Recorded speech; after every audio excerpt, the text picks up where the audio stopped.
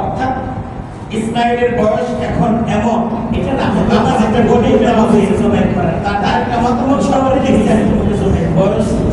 মতামত দেওয়ার মতো কি হইছে বয়স। বাবা তুমি একটু চিন্তা করে আল্লাহর পক্ষ থেকে হুকুম পেয়েছে, বাবা তোমার চিন্তা বাস্তবায়ন করবে।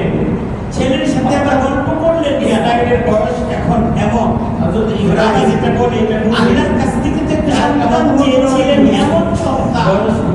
মতামত দেওয়ার দরকারই ছিল এই বয়স হাবিলি মিনাস সালিহিন। আল্লাহর পক্ষ থেকে আল্লাহ আমাকে একটা সালিহিন সন্তান আপনি দান করেন, বাস্তবায়ন করবেন। ইব্রাহিম পরীক্ষা ছেলের সাথে আবার গল্প করলেন কেমনটা কি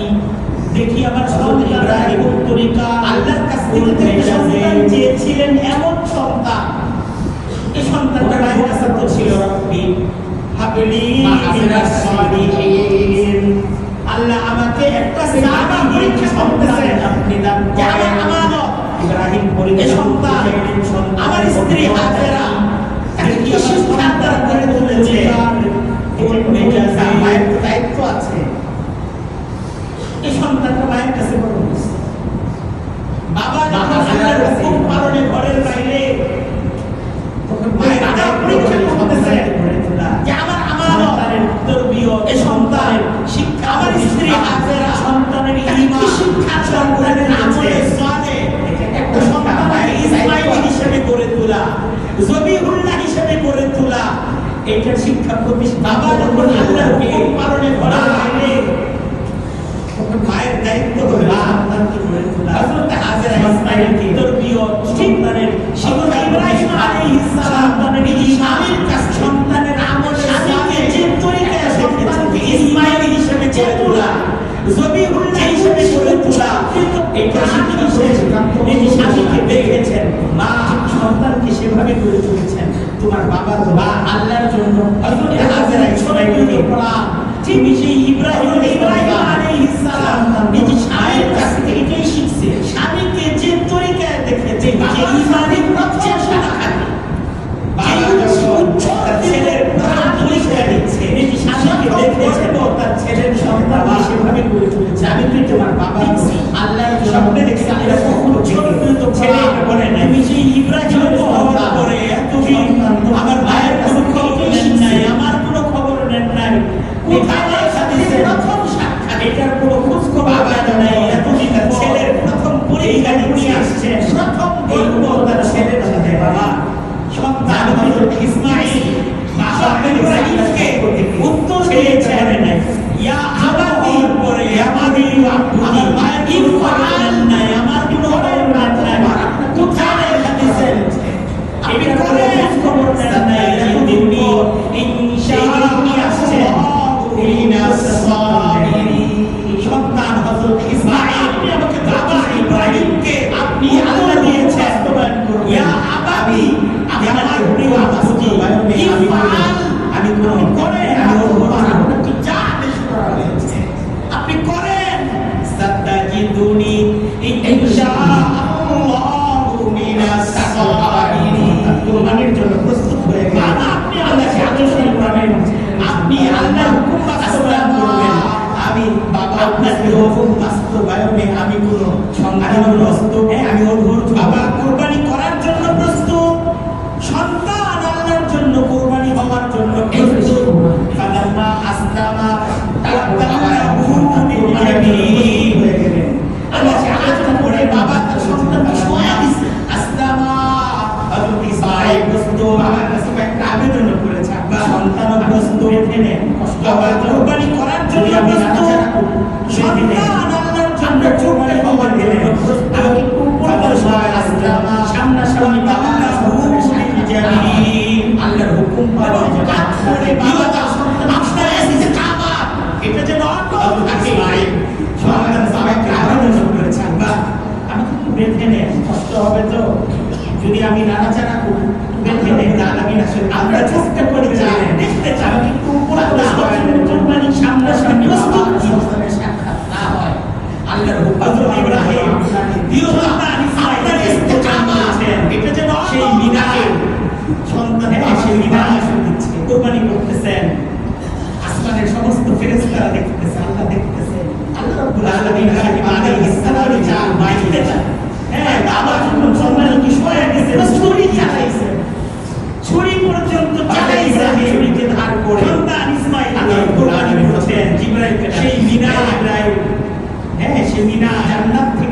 দুম্বা দেয় ইসমাঈল আসমানের সমস্ত ফেরেশতারা দেখতেছে আল্লাহ দেখতেছে ওয়ানাদাইনাহু আলাইহিস সালাম আল্লাহ বলতেছেন আমি ডাক দিলাম বাবা ইয়া ইসমাঈল ছুরি চালাইছেন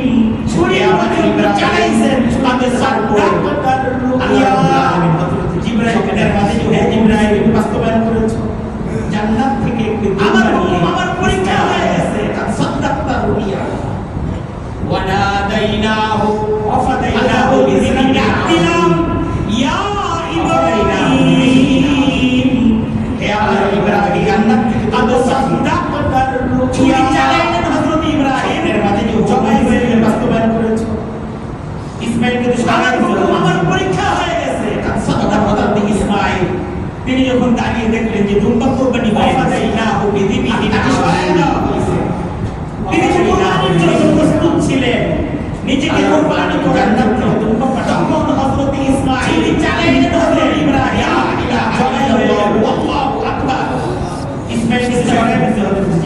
হযরত ইব্রাহিম কুরবানি করার ইসমাঈল চোখ দিয়ে দাঁড়িয়ে দেখলেন সন্তান কুরবানি হয়ে করেছেন হুকুমকে বাস্তবায়ন করা হয়েছে তাকে দেখেন তিনি কুরবানির জন্য প্রস্তুত ছিলেন নিজেকে কুরবানি করার জন্য হযরত ইব্রাহিম বলেছিলেন ইসমাঈল আল্লাহু আকবার লা ইলাহা ইল্লাল্লাহু আল্লাহু আকবার হযরত ইব্রাহিম কুরবানি করার পর আসমানের ফেরেশতাদের সন্তান তিনি কুরবানি করেছেন হুকুমকে বাস্তবায়ন করেছেন এটা গারিব সন্তান তো না এটা তো দুম্বা কুরবানি এই তাকবীর হলো হযরত ইব্রাহিম করেছিলেন আল্লাহ তাকবীর হলো ইসমাঈলের তাকবীর আল্লাহু আকবার সেই কুরবানির দৃশ্য যারা দেখছিল দর্শক আল্লাহ রাব্বুল আলামিনের আকাশ করেছে ফেরেশতাদের তাকবীর আল্লাহু আকবার তাই তাকবীরের দর্শকের আমল হলো কি আল্লাহ তাকবীর হলো হযরত ইব্রাহিমের তাকবীর আল্লাহ তাকবীর হলো হযরত ইসমাঈলের তাকবীর কোন সবকিছু মিলে সেই কুরবানির দৃশ্য যারা দেখতেছিল দর্শক আল্লাহ কুরবানির কুরবানির ফেরেশতাদের তাকবীর এটা বলে আল্লাহু আকবার তাই আমার স্ত্রী আছে আমার সন্তান আছে কি আল্লাহু আমার আপনজন আছে এই বলতে হবে আমার ব্যবসা আছে আমার চাকরি আছে কিন্তু সব আল্লাহর হুকুম থেকে আল্লাহর হুকুম সব কিছু রাখে আল্লাহু কুরবানির ইতিহাস কুরবানির মানসিকতা আমার টাকা পয়সা বলে ভালোবাসা আছে না কিন্তু আমার স্ত্রী আছে আমার সন্তান আছে ভালোবাসা বেশি না আমার আপনজন আছে আমার ব্যবসা আছে আমার চাকরি আছে আল্লাহর জন্য এই টাকাটা সব থেকে আল্লাহর প্রতি সব কিছু রাখে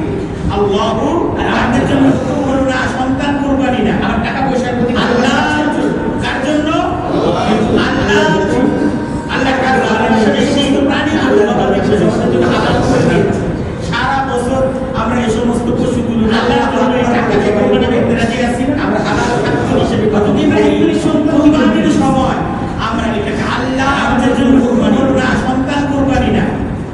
আল্লাহ কার জন্য আল্লাহ রাব্বুল আলামিন যে সমস্ত প্রাণীগুলো গবাদি পশু আমাদের জন্য হালাল করে দিয়েছে এটা তো সারা বছর আমরা এই সমস্ত কুরবানি গুলো আসলে আকবার করে সেই কুরবানির সেই ইতিহাস আল্লাহর হিসেবে গ্রহণ কুরবানি কুরবানির সময় আমরা এটাকে আল্লাহর জন্য কুরবানির ফজিলত হলো কুরবানির পশু ফজিলত দিলে কসবে জানি পশুকে সবচেয়ে কেন কুরবানি তাই আমরা কুরবানি তোমাদের বাবারা যে আছেন ইনশাআল্লাহ আমরা কুরবানি করেছি কুরবানির সেই ইতিহাস আমরা আমাদের ধন সম্পদের ভালোবাসা সেই আল্লাহর ভালোবাসা আল্লাহ রাসূল বলেছেন কুরবানির ফজিলত হলো কুরবানির অর্থ শুধু আল্লাহকে খুশি করার বিনিময়ে তোমাকে দেখি আমরা আমাদের এখন আল্লাহকে খুশি করার জন্য আমরা অর্থ তাই আমরা কুরবানি করব কুরবানি যে আছে ইনশাআল্লাহ আল্লাহকে কুরবানির ইতিহাসের সামনে রেখে আল্লাহকে খুশি আমরা আমাদের ধন সম্পদের ভালোবাসা এই আল্লাহর ভালোবাসা আল্লাহর কাছে যায় না আমরা আল্লাহর কাছে যাই মনে নিজেদের অর্থ সম্পদ আল্লাহকে খুশি করার আমাদের ইব্রাহিম আলাইহিস সালামের সেই টাকাকে আল্লাহকে খুশি সেই গল্প আমরা গল্প দ্বারা আমাদের পরিচিত কুরবানির এই অর্থ কুরবানি সহ আল্লাহর হুকুম আছে আল্লাহর হুকুম করে আল্লাহ দান করতে হবে আর আল্লাহ যখন আল্লাহর হুকুমকে প্রাধান্য দিল মানুষ আল্লাহর কাছে যায় না আল্লাহর কাছে যায় মনে আমাদের জীবন এই